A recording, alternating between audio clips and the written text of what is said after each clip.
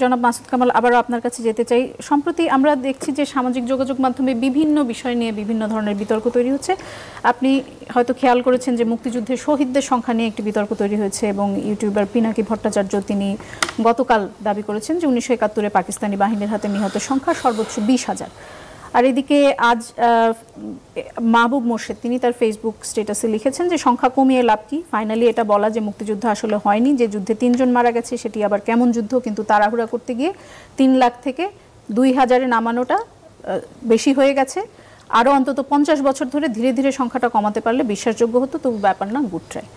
এই যে বাহাসগুলো তৈরি হচ্ছে মুক্তিযুদ্ধে নিহতের সংখ্যা, মুক্তিযুদ্ধে শহীদের সংখ্যা নিয়ে, এটাকে আপনি কিভাবে দেখেন? প্রথমত আমি এটা নিয়ে খুব বেশি কিছু বলতে চাই না। এই কারণে বলতে চাই না, আমি ওই ভদ্রলোককে বিকৃত মানসিকতার লোক মনে করি। একজন বিকৃত মানসিকতার লোক নিয়ে কথা বলাটা আসলে সময়ের অপচয়, এটা আমি আসলে বলতে চাই না। যে লোক এই সমস্ত কথা বলতে পারে তার আপনি যদি কয়েকটা ভিডিও ফলো করেন আপনি মনে হবে যে আমি এটা কি করতেছি। না, সম্প্রতি এই বক্তব্য কিন্তু আরো অনেকের কাছ থেকে এসেছে, অনেকের কাছ থেকে তার কাছ থেকে এসেছে এরকম আসুক। আমি এটা নিয়ে বিতর্কটা হবে যখন ওই লোকটার নাম উঠবে তখন আমি আলোচনা করব না, এর পেছনে কোনো রাজনীতি দেখে। ওটা ভদ্রলোক উনি হলো আমার বিবেচনা, আমি অনেক আগেই বলছি, উনি রয়্যাল এজেন্ট। উনি রয়্যাল এজেন্ট। উনি বাংলাদেশে সব সময় একটা আওলা লাগাতে চায়। আমাদের এখানে আওলা লাগলে পরে কার লাভ হয়, তার লাভটা উনি করতে মুখে মুখে বলে যে ওটা করো না সেটা করো না, কিন্তু আসলে রয়্যাল। আমি একটা সিম্পল এক্সাম্পল দিয়ে শেষ করে দেবো, এটা নিয়ে আমি কথা বলবো না। সিম্পল এক্সাম্পলটা কি, উনি এই দেশ থেকে চোরাই পথে ভারতে ঢুকছেন, এর ভিডিও আমরা সবাই দেখছি। উনি কিন্তু কোনো বৈধ পথে ঢুকেন নাই, ওনার পাসপোর্টে কিন্তু ওখানে ঢোকার অথবা আমাদের এখান থেকে বের হওয়ার কোনো সিল নাই ইমিগ্রেশনের। এটা নিয়ে তারপর ওখান থেকে উনি থাইল্যান্ড গেছেন, থাইল্যান্ড থেকে উনি ফ্রান্সে গেছেন, বুঝলেন। উনি ইন্ডিয়া থেকে বেরোলেন কীভাবে, এটা আপনি আমার বুঝান ভাই। ইন্ডিয়ার মানে ইমিগ্রেশন থেকে ধরবে না, তুমি এখানে ঢুকলা কীভাবে, দেখবে না, কেমনি গেলেন উনি বলেন আপনি আমাকে। উনি কি ইন্ডিয়াতে নতুন পাসপোর্ট করছেন, কেমনি করে করলেন? তাহলে ইন্ডিয়া, তাহলে ওনাকে ইন্ডিয়ার এমন কোনো এজেন্সি হেল্প করছে যে কারণে উনি যেতে পারছেন। তার মানে উনি ইন্ডিয়ার পারপাজে সার্ভ করেন। এতেই প্রমাণিত হয় ইন্ডিয়াতে ওনার খুব পাওয়ারফুল কিছু লোকের সঙ্গে সম্পর্ক আছে। উনি ওইখানে বসে ইন্ডিয়ার পারপাস সার্ভ করেন, মানে মুখোমুখি ইন্ডিয়াকে গালাগালি করেন আর ইন্ডিয়ার পারপাস সার্ভ করেন। ওনার জীবনের লক্ষ্য একটা, এবং উনি থেকে বিপুল পরিমাণে অর্থ পান, উনি মাল পান, মাল, কথা পরিষ্কার।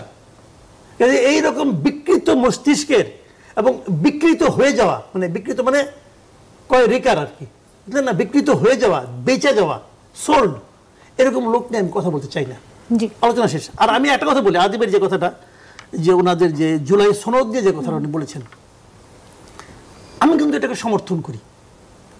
সমর্থন করি মানে কি, যদি এই জুলাই সনদে কোনো আইনগত ভিত্তি না থাকে তো এটা কি মূল্য আছে?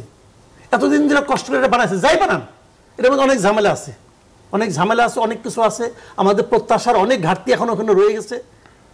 তারপরেও আমি বলবো কিছু ক্ষেত্রে অন্তত 10টা 15টা 20টা ক্ষেত্রে তো সবাই একমত হয়েছে। যে একমতটা হয়েছে তার একটা আইনগত ভিত্তি থাকা দরকার। কারণ আইনগত ভিত্তিটা কে দিবে? রাষ্ট্রপতি যদি অধ্যাদেশ দিয়ে এটা টিকবে না। এখন ওরা যদি বলে যে আমি এখানে একটা পাবলিকের একটা সাপোর্ট চাই, আমি বলবো এটা অন্যায় না, এবং এটা কোনো জটিল ব্যাপারও না। আপনি যে ইলেকশনটা করবেন, ওরা তো বলে দিচ্ছে, একদম ক্লিয়ারকে বলে দিচ্ছে, সেই ইলেকশনটা একই সঙ্গে গণপরিষদ হয়ে যাবে। ওরা আগে গণপরিষদ বসে বসে এটাকে রেটিফাই করবে, হ্যাঁ এটা ঠিক আছে, তারপরে তারা এরা হিসেবে আবার সংসদ হয়ে যাবে, কোনো প্রবলেম তো নাই। এত আপত্তি কেন? এরা তো জিতবে, যারা আপত্তি করতেছে তাদের মতলব খারাপ, সুজা আলাপ, তারা এটা করবে না। কাজে আমি কিন্তু, আমার কথা হলো কি, যে হইলেই যে হয়ে যাবে তা কিন্তু না। সংবিধান অনেক কিছু থাকে কেউ মানে না, তো যে মানেন না সে তো সংবিধান লঙ্ঘন করছে, এটা তো আমি বলতে পারবো। তো এটা যদি কোনো আইনগত ভিত্তি না থাকে আমি বলবো কিসের উপর ভিত্তি করে? আমি কিন্তু পক্ষে, ওদের অনেক সমালোচনা করি, কিন্তু এটা আমি পক্ষে। আরিফুল ইসলাম আদিব, আমি আপনাকে দিয়ে শুরু করতে চাই। আপনি নিশ্চয়ই শুনেছেন যে আজ সকালে অফিসার্স অ্যাড্রেসে সেনাপ্রধান জেনারেল ওয়াকারুজ্জামান কথা বলেছেন এবং সেখানে তিনি নানা ধরনের প্রশ্নের উত্তর দিয়েছেন সেনাবাহিনীর সদস্যদের। এক পর্যায়ে তিনি বলেছেন যে তাদের বিরুদ্ধে করা যে নানা ধরনের কটূক্তি সেটি নিয়ে কথা বলেছেন এবং বলেছেন যে এসব গালিগালাজ শুনে অখুশি হওয়ার কিছু নেই, যারা এসব করেছে তারা আমাদের সন্তানের বয়সী, ওরা বড় হলে নিজেদের ভুল বুঝতে পারবে, তখন লজ্জিত হবে। আমার মনে হয় আপনিও বুঝতে পারছেন যে সম্প্রতি এনসিপির বিভিন্ন নেতারা বিভিন্ন রকমের বক্তব্য দিয়েছেন ডিজিএফআই নিয়ে, সেনাবাহিনী নিয়ে, বিশেষ করে নাসিরউদ্দিন পাটোয়ারির যে বক্তব্যটি ব্যাপক আলোচিত হয়েছে, যে এই যে আমার আর্মি ভাইরা হাতে শুধু অস্ত্র থাকলেই হয় না, মাথায় ঘিলু থাকতে হয়, না বুঝে সংবিধান, না বুঝে স্টেট, কিছু দেশ থেকে ঘুরে ফিরে কিছু অস্ত্র নিয়ে এসে মাথায় ঘিলু না থাকার কারণে অস্ত্রটা চালায় জনগণের উপরে, এ ধরনের একটি বক্তব্য তিনি দিয়েছেন। এবং এর প্রেক্ষিতে আমরা আজ দেখলাম যে সেনাপ্রধান যে বক্তব্য দিয়েছেন সেখানে তিনি বলেছেন যে বড় হলে নিজেদের ভুল বুঝতে পারবে এবং তখন লজ্জিত হবে। আপনারা কবে বড় হবেন, এই বক্তব্যের প্রতিক্রিয়া যদি একটু জানান। না, এটি আসলে বড় হওয়ার বিষয় না। আমি প্রথমেই ধন্যবাদ জানাই আপনাকে এবং একই সাথে আমার সহ আলোচক বিজ্ঞ আলোচকরা আছেন তাদেরকে ধন্যবাদ জানাই। আমি নাসির ভাইয়ের যে বক্তব্য করেছে, উনি রিসেন্ট 2টা মন্তব্য করেছেন। এর আগে 12 তারিখ মন্তব্য করেছিলেন ডিজিএফআই নিয়ে, সংস্থা নিয়ে, এবং সর্বশেষ তো আর্মি প্রতিষ্ঠান নিয়ে করেছেন। এখানের বক্তব্যের 3টা আমি অবস্থান বলবো। প্রথমত হচ্ছে অ্যাজ এ রাজনীতিবিদ হিসাবে উনি প্রতিষ্ঠান আকারে যেটা সরাসরি অ্যাটাক করছেন, এটা কিছুটা রাজনৈতিকভাবে ওনার আর একটু সহনশীলভাবে আলাপটা দেওয়া উচিত ছিল। প্রতিষ্ঠান আকারে সরাসরি মন্তব্য করাটা ওনার উচিত হয়নি, এটা আমি আমার ব্যক্তিগত জায়গা থেকে বলি। উনিও যেহেতু মন্তব্যটা ব্যক্তিগত জায়গা থেকে করেছেন, সেই জায়গা থেকে আমি মনে করি এই বক্তব্যটা সরাসরি এভাবে একটা প্রতিষ্ঠানকে অ্যাটাক করে এবং প্রত্যেক ব্যক্তিকে অ্যাটাক করে এটা মোটেও উচিত হয় না। আপনাদের আরো কিছু নেতা কিন্তু এটা একটা বিষয়। আর দ্বিতীয়ত এই ধরনের বক্তব্য দিয়েছেন, এটা বক্তব্যটা ঠিক হয়নি। 2 নম্বর বিষয় যেটি হচ্ছে যে এখানকার ডিজিএফআইয়ের যে ভূমিকা, সংস্থার যে ভূমিকা, এখানকার বিশেষ করে লাস্ট 15 বছর ধরে এখানকার রাজনৈতিক দলগুলো ভাঙা, দলগুলো কার সাথে জোট করবে না করবে, অর্থাৎ পুরো স্টেটের পাওয়ারটা সে মেকানিজমে সে যেভাবে সরাসরি ইনভলভ হওয়ার চেষ্টা করে কিংবা হচ্ছে ভূমিকা রাখার চেষ্টা করে, এই বিষয়গুলো তো আসলে কোনোভাবেই উচিত না। বরঞ্চ রাজনৈতিক সিদ্ধান্ত দেশের অবশ্যই রাজনৈতিক দলগুলো জনগণকে সাথে নিয়ে সিদ্ধান্ত নেবে। সেখানে কোনো সংস্থা বিভিন্ন ধরনের হস্তক্ষেপ করা কিংবা হচ্ছে ভূমিকা রাখার চেষ্টা করা, এটা আসলে কোনোভাবেই উচিত না। বরঞ্চ না, এটা আমি আস্তে আস্তে আসতেছি, এই জায়গাটিতে কোনোভাবেই উচিত না। এবার আসি আপনার প্রতিষ্ঠান হিসেবে যে সেনাবাহিনীর ক্ষেত্রে আমি সমালোচনার আমি যদি মন্তব্য করি, সেক্ষেত্রে আমি 2টো পার্টে মন্তব্য করব। প্রথমত হচ্ছে অ্যাজ এ সেনাবাহিনীর যারা সৈনিক থেকে শুরু করে সার্জেন্ট পর্যন্ত আছেন, অর্থাৎ যারা কর্মকর্তা বা অফিসার না, তাদের যে লাইফস্টাইল কিংবা হচ্ছে তাদেরকে যে বেতন কাঠামোর মধ্যে রাখা হয়, এটা আসলে তাদের প্রতি এক ধরনের অবিচার রাখা হয়। বরঞ্চ আমরা মানুষের সামনে সেনাবাহিনীর ভাবমূর্তিটা যার মাধ্যমে খারাপ হয়েছে, সেটা হচ্ছে সেনাবাহিনীর অল্প কিছু উচ্চাকাঙ্ক্ষী কর্মকর্তা থাকে যারা অনেক সময় রাজনৈতিক ধারা প্রভাবিত হয় এবং সরাসরি ফ্যাসিবাদী শেখ হাসিনা তাদেরকে সরাসরি রাজনৈতিকভাবে নানাভাবে ব্যবহার করে। এবং আপনার মনে আছে যে কিছুদিন আগে একটা নিউজ আসছে যে জিয়াউল তিনি প্রায় 1000 গুম বা বিচার বহির্ভূত হত্যার সাথে জড়িত ছিলেন।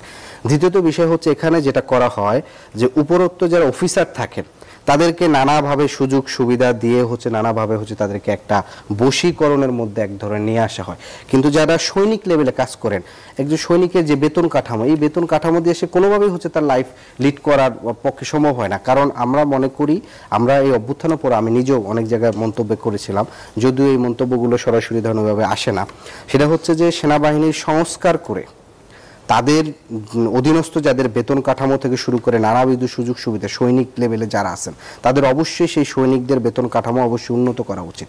তাদেরকে যেই লেভেলের ধরেন আপনার এক ধরনের এটাকে কি বলা হয়, অমানবিকতার মধ্যে দিয়ে যাওয়া হয়, সেটা কোনোভাবেই উচিত না।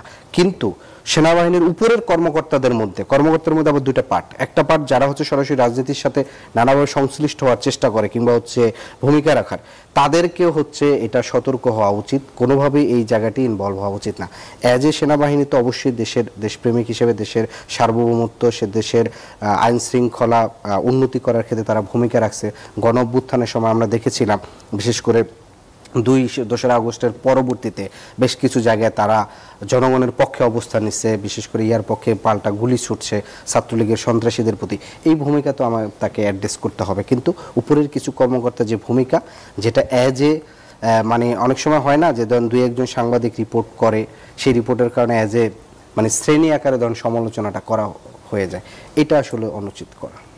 মানে ওনার এই বক্তব্য উনি যেভাবে বলেছেন সেটি অনুচিত, সেটি আপনি জি বলছেন? আমি তার যে বক্তব্যটা তিনি যেভাবে যে প্রতিষ্ঠান আকারে অ্যাড্রেস তিনি করছেন একা বলেননি, তার সাথে আরো দুই একজন একই আরো ধরনের এক দুই বক্তব্য একজন দিয়েছেন। বলতে কি এখানের এরকম সরাসরি বক্তব্য তো আমার খুব বেশি একটা আমার কাছে হাসনাতের আছে, কথা বলছেন জি, যে একটু হাসনাত- মন্তব্যটা যদি একটু হাসনাত আব্দুল্লাহ কথা বলেছেন। এটা তো অনেক আগে হচ্ছে তিনি সেনাপ্রধানের একটা প্রস্তাব নিয়ে উনি পাল্টা বক্তব্য দিয়েছিলেন, সেটার বিষয় নাকি? হাসনাত আব্দুল্লাহ বলেছেন আমরা দেখেছি গুম খুন হত্যার সঙ্গে কিভাবে রাষ্ট্রীয় এজেন্সিগুলো জড়িত রয়েছে। 5 আগস্টের আগে আমাদেরকে ভিলেন বানানোর চেষ্টা করা হয়েছে। আমরা দেখেছি এজেন্সিগুলো মিডিয়াগুলোকে নিয়ন্ত্রণ করে, এজেন্সিগুলো হচ্ছে ব্যুরোক্রেটদেরকে নিয়ন্ত্রণ করে। সেজন্য ডিজিএফআই নামে যে সংগঠনটি রয়েছে সেটির বিরুদ্ধে যথাযথ ব্যবস্থা নিতে হবে। না এটা তো আমিও এই দাবিটা করব। এটিও বলেছেন যে বাংলাদেশের বিরুদ্ধে যে ষড়যন্ত্র সেটি রুখতে ডিজিএফআই এর কোনো কার্যকর পদক্ষেপ নেই। ওনারা দেশের ভিতরে সংস্থা নিয়ে যে অভিযোগ হাসনাত আব্দুল্লাহ যে মন্তব্যটা করছেন, এই মন্তব্যটা আমিও আমার এই বক্তব্য কিন্তু আমি করেছি। কারণ হচ্ছে ধরেন এভাবে তো আসলে সরাসরি বলা উচিত না, বরঞ্চ এরা 15 বছর ধরে যেভাবে হচ্ছে এখানকার নির্বাচন অনেক কিছু গুমখুনের সাথে সরাসরি কানেক্টেড হয়ে যেভাবে করছেন, এবং এটা তো আন্তর্জাতিকভাবেও হচ্ছে বিভিন্ন মানবাধিকার সংগঠন তারা যে রিপোর্ট করছে সেখানেও তারা দেখিয়েছেন যে বেশ কিছু কর্মকর্তা যখন র্যাবের দায়িত্ব পালন করে প্রতিষ্ঠান আকারে র্যাবের প্রতি কিন্তু সরাসরি এক্সট্রা জুডিশিয়াল কিলিং এর অভিযোগ আছে, এবং তখন র্যাবের প্রধানগুলোর বিভিন্ন দায়িত্বে যারা ছিলেন যেসব সেনা কর্মকর্তা সেগুলো নিয়ে তো নিউজ হয়েছে, এবং এটা অনেকটা প্রমাণিত কাছাকাছি পর্যায়ে। ফলে এই ভূমিকার তো আমি সমালোচনা করবো, সেটা হাসনাত আব্দুল্লাহ যে সমালোচনা করছেন এটার আমি সাপোর্ট করি অবশ্যই, তার এই সমালোচনা। জনাব মাসুদ কামাল, এ বিষয়ে আপনার মন্তব্য জানতে চাই। না, আমার মন্তব্য হলো একই দিন দেখেন আমার সেনাবাহিনী প্রধানের আজকে যে মন্তব্যটা এটা আমার একদমই পছন্দ হয় নাই, একদমই পছন্দ হয় নাই। উনি যে কথাটা মন্তব্য করছেন এই মন্তব্যের মাধ্যমে উনি সেনাবাহিনীকে প্রকারান্তরে সাধারণ মানুষের কাছে এমন একটা অবস্থানে তুলে ধরেছেন যেটা মানুষ দেখতে চায় না। একটা জিনিস হলো কি, ওরা বড় হলে বুঝতে পারবে, আর কত বড় হবে ভাই, সবাই বিয়ে সাথে করে ফেলেছে, তো বড় হলে নাবালকরা বিয়ে করে নাকি? মানে আমি একটা উদাহরণ দিতে পারি, নাবালকটাকে বিয়ে করে সব বড় হয়ে গেছে, বিয়ে সাথে করছে, আয় ইনকাম করতেছে, ক্ষমতা বানলো, তারা ডিসি ট্রান্সফার কোথায় করতে হবে না করতে হবে সেগুলো তারা নিয়ন্ত্রণ করতে পারে, বুঝতে পারে, তো তাদের আবার কত বড় হবে। এটি হতে পারে যে যখন তারা বুঝতে পারবেন যে প্রতিরক্ষা বাহিনী নিয়ে কথা বলা যাবে না তখন সেনাবাহিনী কি হবে না হবে আমি জানি না। এদেশের মানুষ বলুন তো, এদেশে একটা সেনাবাহিনীর দরকারটা কেন? এই সেনাবাহিনী কি যে কারোর সঙ্গে যুদ্ধ করবে? কার লোক যুদ্ধ করবে? ইন্ডিয়ার সঙ্গে? ইন্ডিয়ার যে সেনাবাহিনী, ইন্ডিয়ার সেনাবাহিনী যে সমস্ত অস্ত্র শস্ত্র আছে, আমার সেনা ওই যে একবার একটা কথা হয়েছিল, একটা কথা বলি আপনাকে, ওই বঙ্গবন্ধুর মৃত্যুর পরে যখন নাকি মোস্তাক আহমেদ দখল করলো ক্ষমতাটা, তখন তো একটা ভয় ছিল যে ইন্ডিয়ান সেনাবাহিনী চলে আসে কিনা। তখন সেই সেনাবাহিনী বিমান বাহিনী সবটাই নিয়ে বসে পড়ছিল যে ইন্ডিয়া যদি আমাদের অ্যাটাক করে তাহলে তোমরা কতক্ষণ ফেরাতে পারবা? বলছে যে মনে করেন আপনারা 8-9 ঘন্টা, মাত্র 8-9 ঘন্টা, ও কিন্তু আসতে তো 8-9 ঘন্টা লাগবে, ওই কিন্তু ওই পর্যন্তই পারবো, মানে আসতে যতক্ষণ লাগবে অতক্ষণ পারবে, এরপরে আর পারবে না। তো এটা একটা রিয়েলিটির ভাই। তাহলে এই সেনাবাহিনীর কাজটা কি? সেনাবাহিনীর কাজ হলো সাধারণ মানুষকে এমন একটা ধারণা দেওয়া যে আমাদের একটা সেনাবাহিনী আছে। সাধারণ মানুষ সেনাবাহিনী এমন একটা ইমেজ থাকতে হবে যে ইমেজটা দেখে সাধারণ মানুষ মনে করবে যে এরা দৃঢ়, এরা কঠোর, এরা মানে যে কোনো জায়গায় রুখে দাঁড়াতে পারে। এই ধরনের একটা ধারণা সাধারণ মানুষের মধ্যে তৈরি করা হলো সেনাবাহিনীর মূল কাজ, এবং সেই কাজটা আজকে আমাদের সেনাপ্রধান একদম ভেঙে দিয়েছে। সাধারণ মানুষ মনে করতেছে এটা মহাত্মা গান্ধীর অনুসারী, কিন্তু তুমি যদি আমাকে চরবর আরেক গেলাই গিয়ে তুমি দাঁড়াটা মারো, বা এটা হয় না। উনি মাইন্ড করতে পারেন, উনি মন খারাপ করতে পারেন, করেন ভাই, কিছু করার নাই।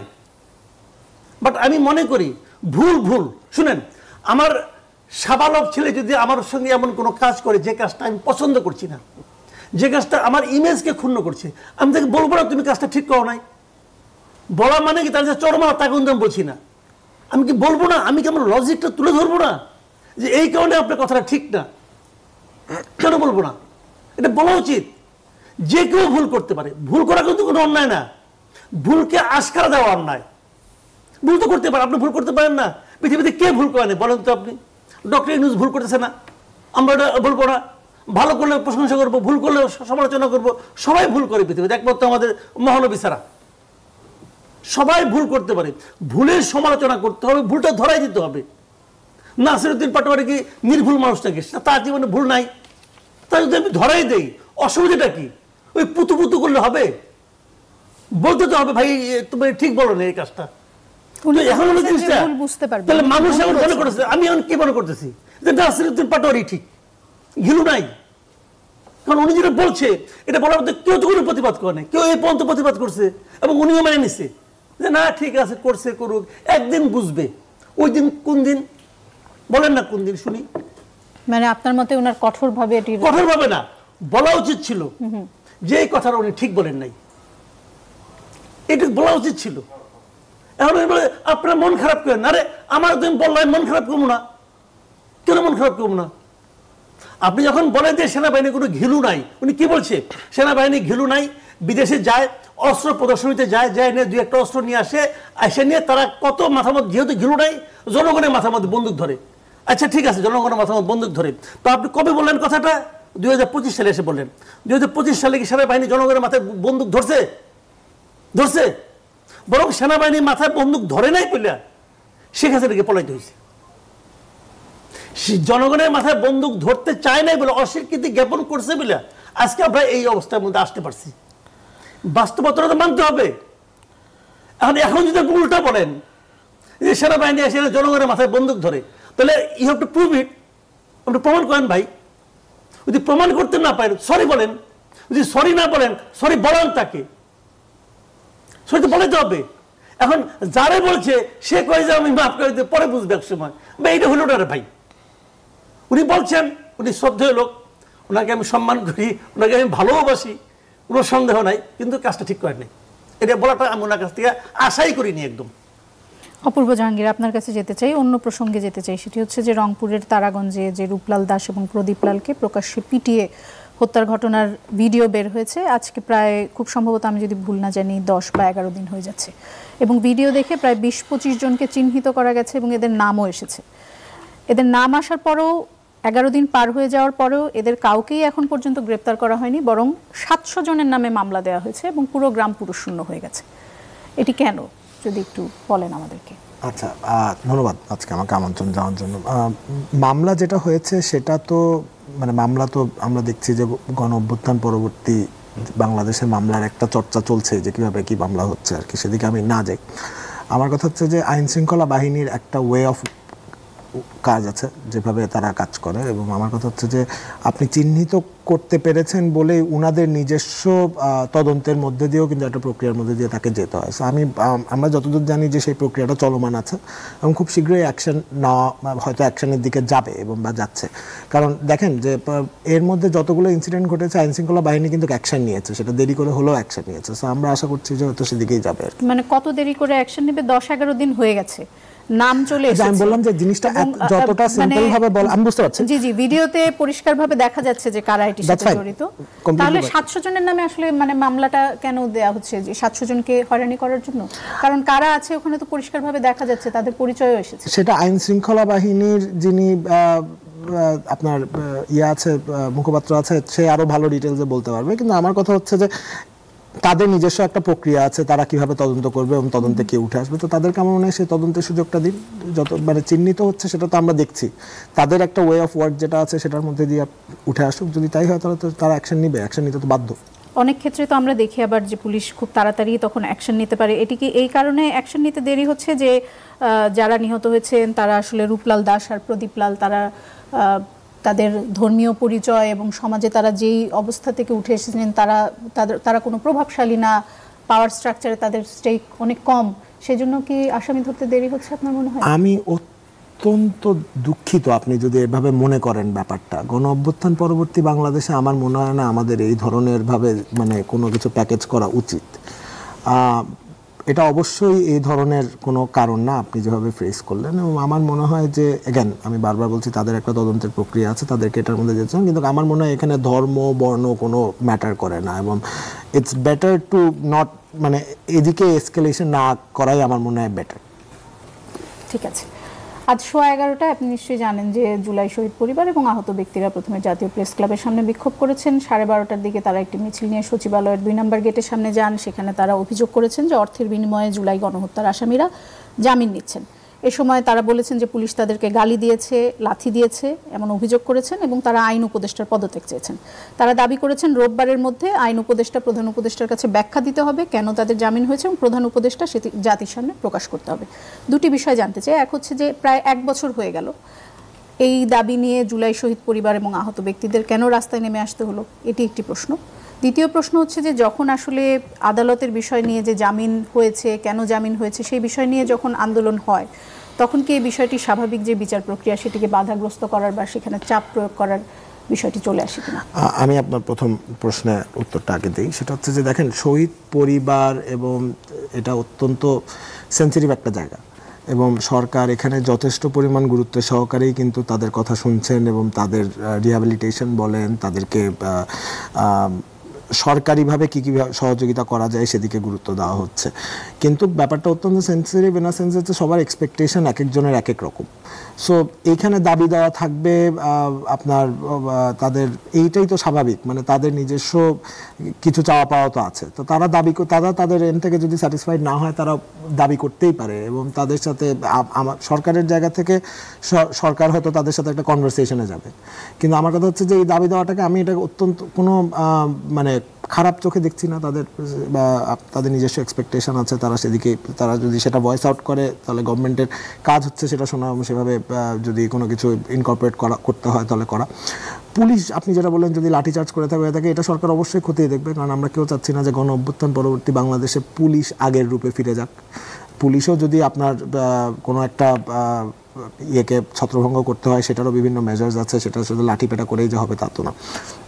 তো সেটা সরকার করতে দেখবে। কিন্তু আমার মনে হয় যে এখানে দাবি দেওয়া তারা যদি নিয়েও থাকেন, এখানে there's room for conversation and that can happen. এই সরকার তো বারবার ওপেন টু কনভারসেশন আছে, সো এটা আমরা যেতেই পারি। জনাব মাসুদ কামাল, এই বিষয়ে যদি আপনার কোনো বক্তব্য থাকে বলতে পারেন। আরেকটি বিষয়ে আমি আপনার দৃষ্টি আকর্ষণ করতে চাই, সেটি হচ্ছে যে গত 15ই আগস্ট আপনি নিশ্চয়ই দেখেছেন MM সাইফুল ইসলাম নামে একজন চট্টগ্রামের সীতাকুণ্ডে তিনি চন্দ্রনাথ পাহাড়ে ঘুরতে গেছেন।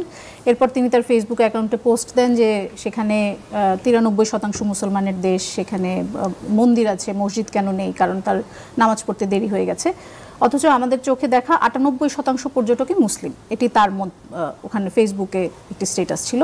এরপরে আবার তিনি লিখেছেন যে সীতাকুণ্ড পর্বতের চূড়ায় মসজিদ 90% কনফার্ম, এটিও বলেছেন যে সেখানে নাকি তারা আর্থিকভাবে টাকা তোলা শুরু করেছেন তারা এর মধ্যে সেখানে মসজিদ নির্মাণের জন্য। এই ঘটনাটিকে কিভাবে দেখছেন? এটা আসলে আমি বলি আপনাকে, দেখেন দেশের মধ্যে ধর্ম হলো একটা সম্পূর্ণভাবে একটা মানুষের ব্যক্তিগত ব্যাপার। ধর্মটাকে আসলে রাষ্ট্রীয় পর্যায়ে না নাই ভালো। দেখেন 98% মুসলিম নাকি 92% নাকি 94%, এই হিসাবটাও যিনি করেছেন রাষ্ট্র এটা জানে না, রাষ্ট্র তার মতো করে করবে। তা উনি কি বলতে যাচ্ছেন যে রাষ্ট্র ঠিক কাজ করতেছে না? উনি কি করতে যাচ্ছেন ওনার এই বক্তব্যের মাধ্যমে? উনি এই বক্তব্যের মাধ্যমে একটা ধর্মীয় উন্মাদনা তৈরি করতে যাচ্ছেন, এছাড়া কিন্তু আর কিছু না। এই রাষ্ট্র কি বলেছে যে আমি 92% মানুষের অধিকারকে ইগনোর করে আমি ওখানে একটা মন্দির বানাবো, অমুক করবো তমুক করবো, এটা বলেছেন উনি? কিন্তু বলেন নাই রে ভাই। কাজে এইগুলি বলা, ধর্ম নিয়ে যদি কেউ কোনো স্ট্যাটাস দেয় সোশ্যাল মিডিয়ায়, বুঝতে হবে তার মতলব ভালো না, এটা পরিষ্কার। তার মানে তার মতলব হলো একটা আওলা বাজাও, একটা হইচই বাজাও, বাজায় নিয়ে সরকারকে বিব্রত করো, পলিটিক্যাল পার্টিগুলিকে বিব্রত করো, সামাজিক সংস্থাগুলিকে বিব্রত করো এবং সংখ্যালঘুদের বিব্রত করো এবং তাদেরকে ওই জীবনটাকে ঝুঁকির মুখে ফেলে দাও। ধর্ম যার যার ব্যক্তিগত ব্যাপার ভাই, আপনি এটা নিয়ে বাড়াবাড়ি করা ঠিক না। এবং ধর্মেও বলা হয়েছে যে ধর্ম নিয়ে বাড়াবাড়ি করো না। তো আপনি ধর্মটা পালন করেন না, তাহলে তো হয়ে যায়।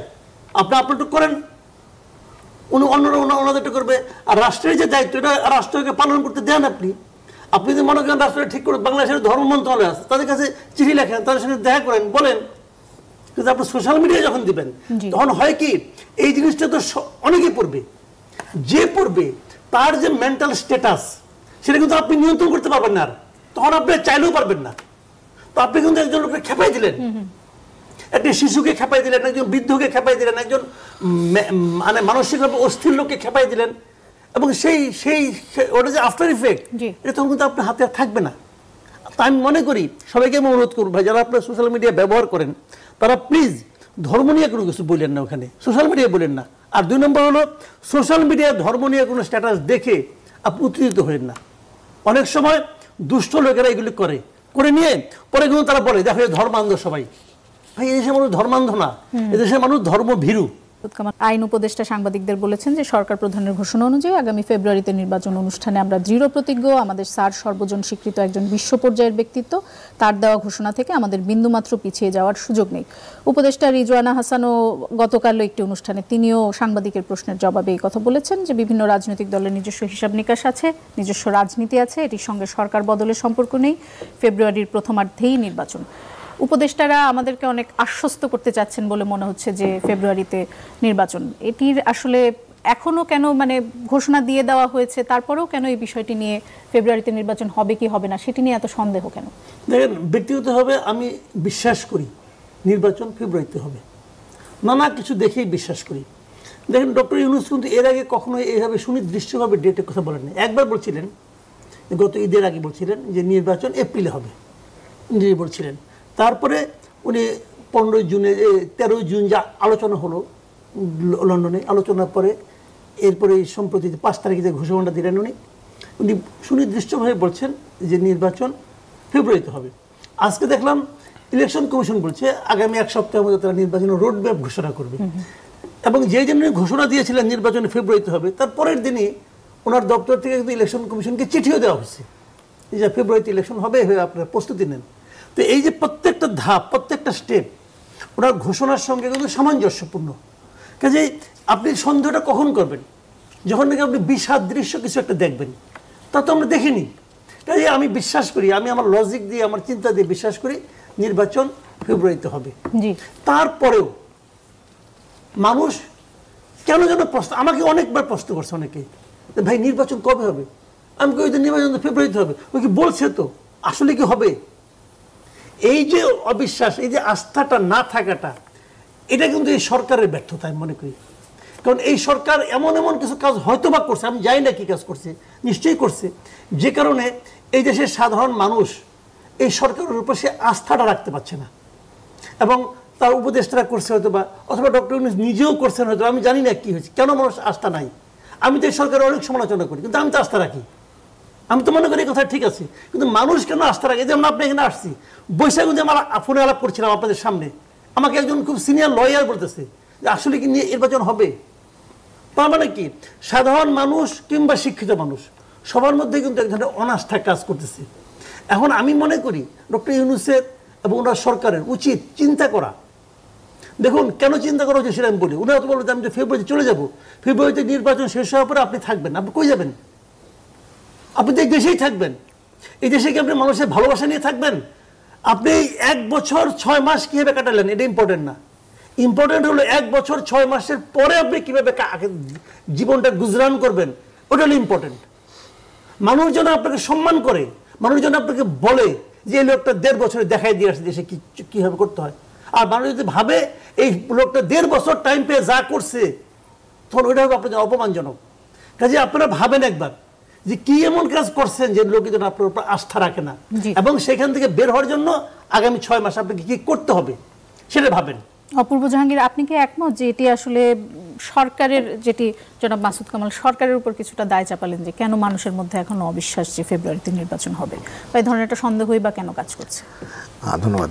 আমি একটু ডিফার করব কামাল ভাইয়ের সাথে। আমার কাছে মনে হয় না যে এটা সরকারের উপর অনাস্থা বা কিছু। আমার কাছে মনে হয় যে এটা সিস্টেমের উপর অনাস্থা হতে পারে। এত স্মুথলি একজনকেও ক্ষমতা ছাড়বে, এটা হয়তো আমাদের দেশের প্র্যাকটিসে অনেক দিন পর্যন্ত নাই। আপনি যদি 71 পরবর্তী ইতিহাস দেখেন, খুব কম নজির আছে এরকম একটা ইয়ে হয়েছে। এবং একজনের ক্ষমতার উপর লোভ নাই, সে তো আপনি যদি প্রফেসর ইউনূসের ইন্টারভিউ দেখেন, উনি কিন্তু বারবার বলে যে আমি আগের জীবনে ফিরে যেতে চাই, এই জীবনটা আমার জন্য অত্যন্ত নতুন, আমি একটা অত্যন্ত ক্রাইসিস সময় দায়িত্ব নিয়েছি, ওটা পূরণ করে আমি চলে যাবো। সো আমার মনে হয় এখানে বরং শুধু যে সরকারের উপর অনাস্থা তা না, আমি বরং বলবো সরকারের উপর আস্থা কিন্তু বাংলাদেশের মানুষের আছে।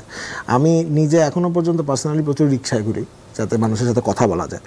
আমি দেখি যে ওনারা কিন্তু প্রায় বলে যে আমাদের মানে অ্যাটলিস্ট আর কিছু না হোক, হ্যাঁ প্রচুর কমপ্লেইন, প্রত্যেকের প্রত্যাশা অনেক, কিন্তু ইউনূস ব্যাটা ঠিক আছে, এটা নিয়ে কোনো সন্দেহ নেই।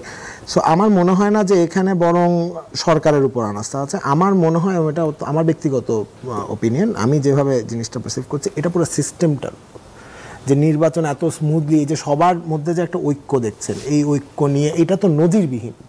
এটা তো বাংলাদেশে আগে কখনো সবার এরকম মধ্যে ভাবে ঐক্য বলতে মানে এই যে আপনি সরকারের সাথে পলিটিক্যাল পার্টিগুলো দেখেন, দেশের জনগণ এখন দেখেন, তো যত নির্বাচন এগিয়ে আসছে রাজনৈতিক যে দলগুলো তাদের মধ্যে তো বিভক্তি স্পষ্ট হয়ে উঠছে, যেমন সেটা তো পলিটিক্যাল রেটরিক, কিন্তু আমরা তো যদি সরকারের এন্ড থেকে দেখেন, যখন সরকার পলিটিক্যাল পার্টিগুলোকে দেখে তখন কিন্তু সবাই একসাথে হতে পারে। আমরা কিন্তু এখন ওই জায়গাতে আছি যে প্রত্যেক পলিটিক্যাল পার্টি ডিসকাশনে যেতে পারে। এবং জামাত বলছে যে বিএনপির কথা শুনে আপনারা ফেব্রুয়ারিতে নির্বাচন দিচ্ছেন, কিন্তু বিএনপির যা দাবি সেগুলো জুলাই ঘোষণা পত্রে। দ্যাটস ফাইন, আমি বলছি তো political rhetoric is political rhetoric. আমরা মাঠে আমি পলিটিক্যাল রেটরিক হিসেবে নিচ্ছি, কারণ আমি এখনো দেখছি যে আমরা একই টেবিলে বসতে পারি।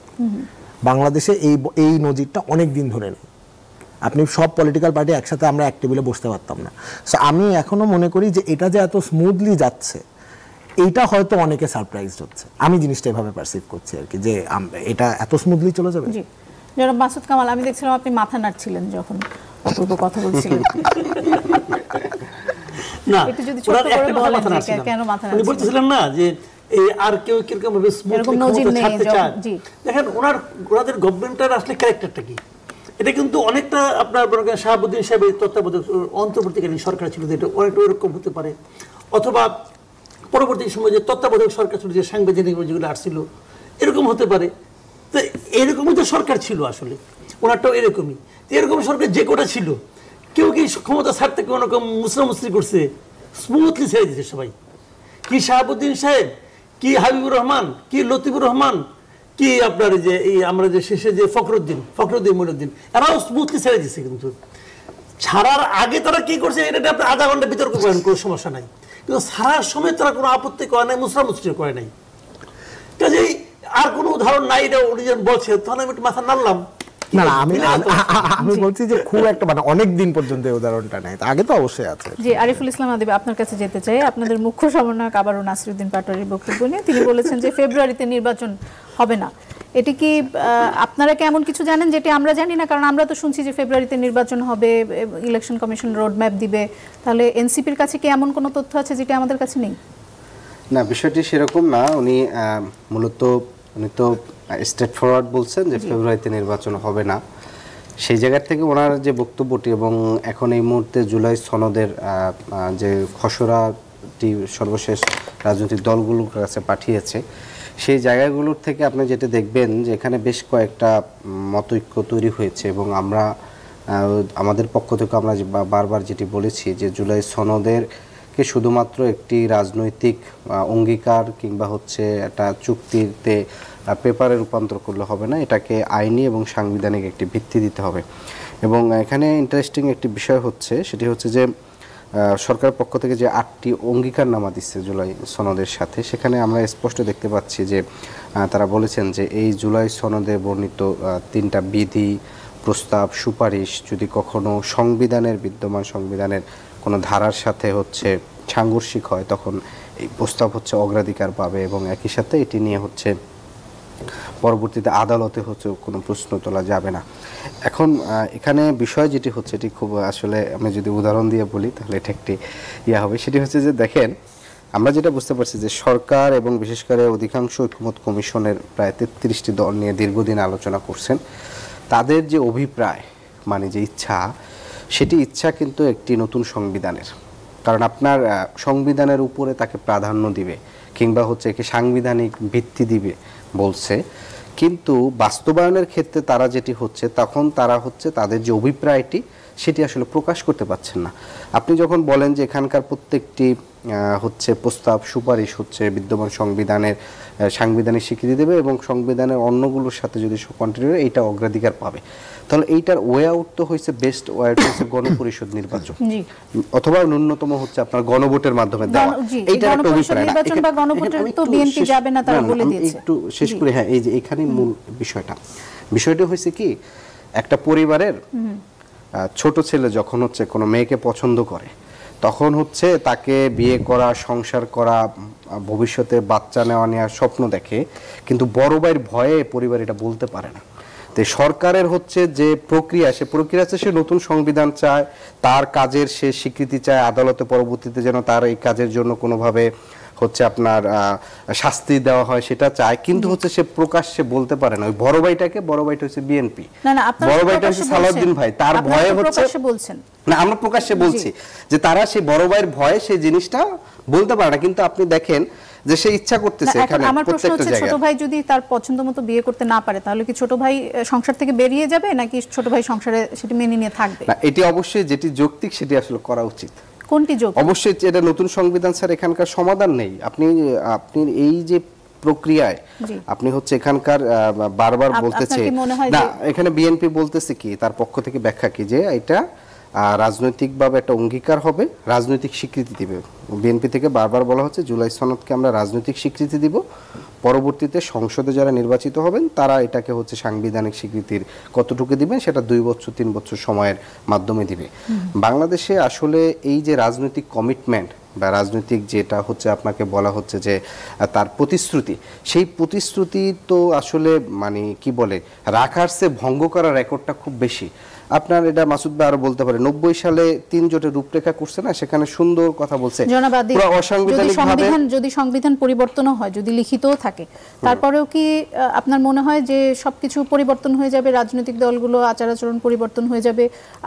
সোহরাব হাসানের একটি কলাম নিশ্চয়ই আপনার চোখে পড়েছে, যেখানে উনি বলেছেন যে সব লিখিত থাকলেই কি রাজনৈতিক দলগুলো সেটি মেনে চলবে বা সরকার সেটি মেনে চলবে? যে সংবিধান ট্রাম্পকে ক্ষমতায় এনেছে সেই একই সংবিধান তো অন্য যুক্তরাষ্ট্রের অন্য প্রেসিডেন্টদেরকেও ক্ষমতায় এনেছেন। যেই সংবিধান নরেন্দ্র মোদীকে ক্ষমতায় এনেছে সেই একই সংবিধান তো জওহরলাল নেহরুকেও ক্ষমতায় এনেছে। না, এখানে প্রক্রিয়াটি পরিবর্তনের 2টি পদ্ধতি। প্রথমত হচ্ছে যে আপনাকে এই ধারাটি থাকতে হবে।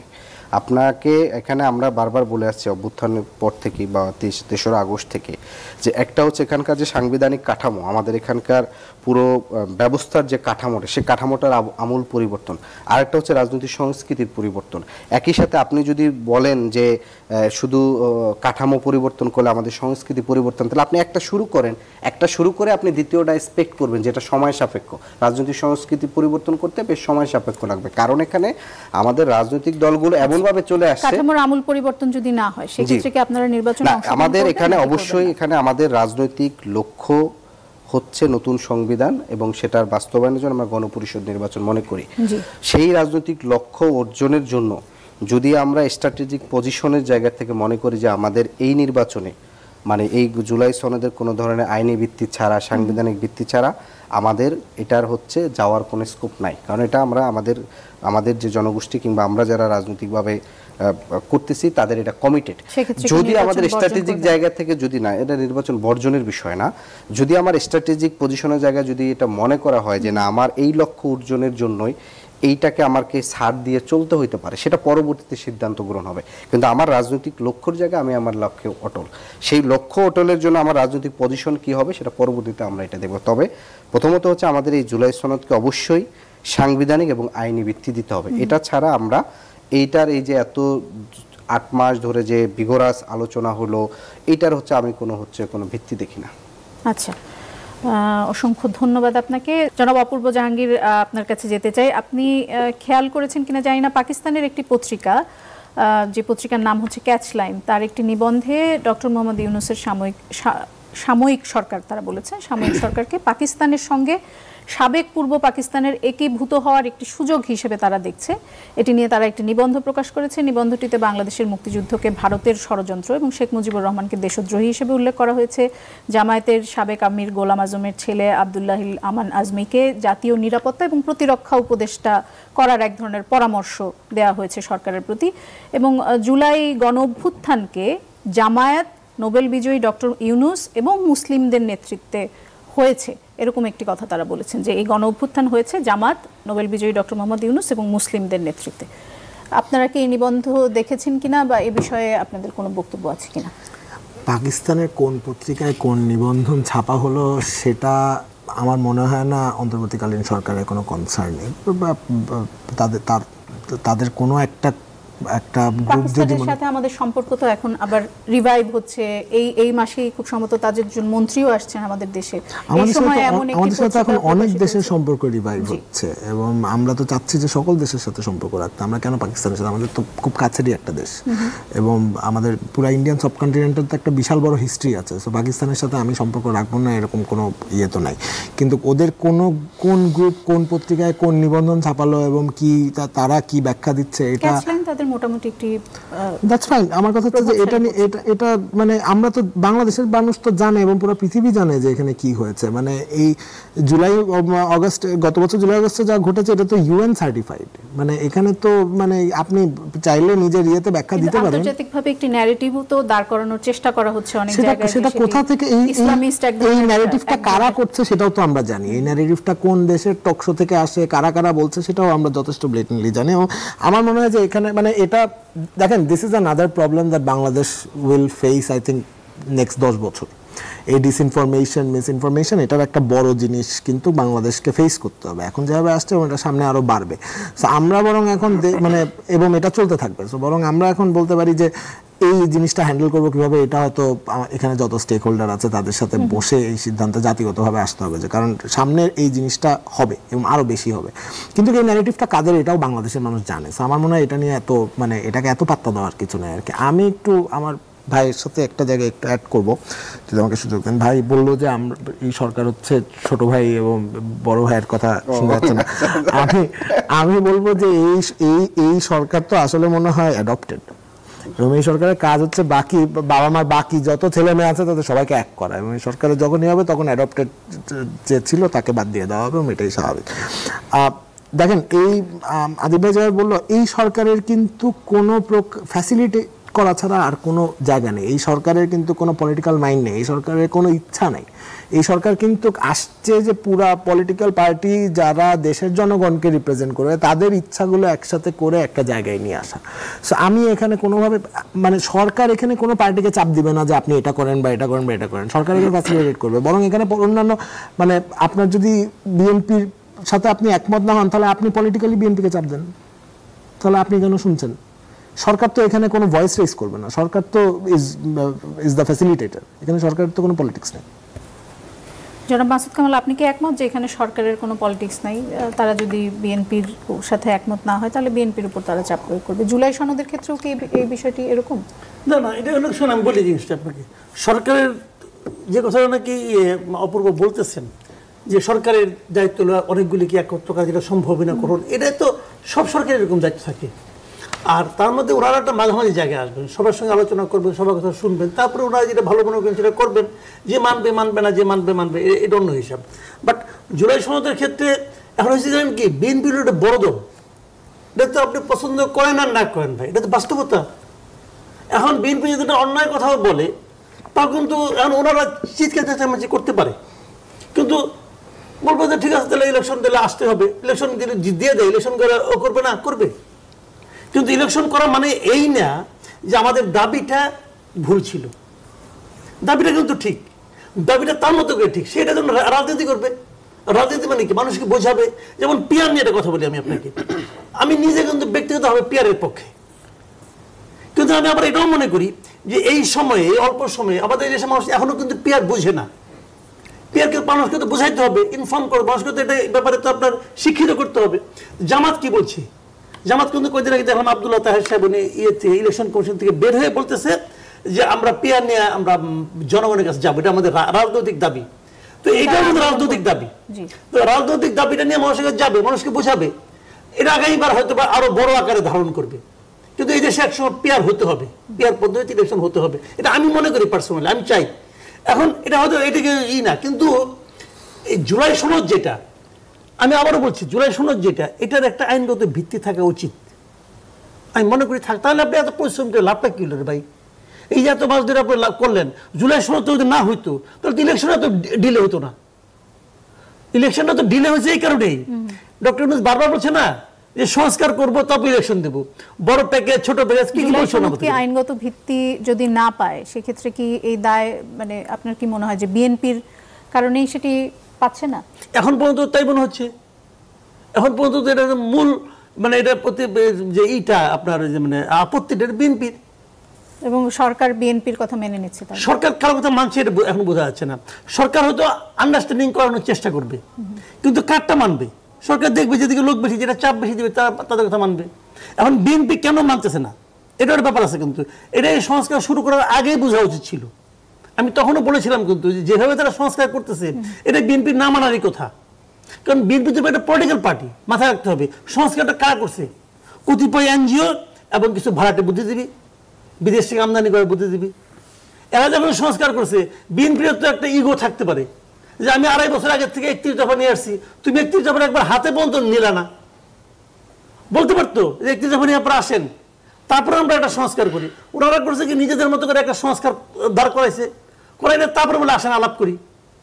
এই সংস্কার আলোচনা একবারের জন্য কি 31 দফা আসছে? ধরলাম 31 দফা একটা ট্রাস্ট, ধরলাম এটা কিচ্ছু না, নিয়ে আসতেন, আলাপ করতেন। আলাপ তো করেননি আপনারা, আপনারা বানাইছেন, বানাই নিয়ে বলছেন যে সবাই এই বই পড়েন। একটা সংস্কার প্রস্তাব আর এই মানে এই পৃষ্ঠা, কত পৃষ্ঠা বলেন? জি, আরো সময় থাকলে হয়তো এই বিষয় নিয়ে কথা বলা যেত। জনাব অপূর্ব জাহাঙ্গীর, আমরা একদম শেষ সময়ে খুব ছোট করে একটা জিনিস জানতে চাই এবং সরাসরি যদি উত্তর দেন। 25শে আগস্ট গত বছরে প্রধান উপদেষ্টা যখন ভাষণ দিয়েছিলেন, শিগগিরই তিনি বলেছিলেন যে উপদেষ্টা পরিষদের সদস্যরা নিজেদের আয় এবং সম্পদের বিবরণী জনগণের সামনে প্রকাশ করবে। 1 বছর চলে গিয়েছে, প্রকাশ কি হয়েছে? খুব সম্ভবত হয়নি। যদি না মানে না হয়ে থাকে, কেন প্রকাশ করা হলো? জনগণের সামনে প্রকাশ করবে এই কথাটা বলা হয়নি, বলা হয়েছিল যে আপনার বিবরণী দিবে, আমি যতদূর শুনেছি, কারণ আমি ওই সময় ছিলাম। তো জনগণের সামনে প্রকাশ করবেন এরকম একটি ওনার বক্তব্যে এটি ছিল। এটা এখন আমি বলছি ক্যাবিনেটে এটা অলরেডি জমা দেওয়া আছে, ক্যাবিনেটের আলাদা মিনিস্ট্রি আছে, ওনাদের সাথে কন্ট্যাক্ট করে যদি ওনারা কবে প্রকাশ করতে চায়, এটা তো আমাদের ইখতিয়ারের মধ্যে। ইলেকশনের আগে কি এটি প্রকাশ হবে বলে এটা ক্যাবিনেট মিনিস্ট্রি বলতে হবে, আপনারা বলতে পারবেন না? এটা ক্যাবিনেট মিনিস্ট্রির দায়িত্ব।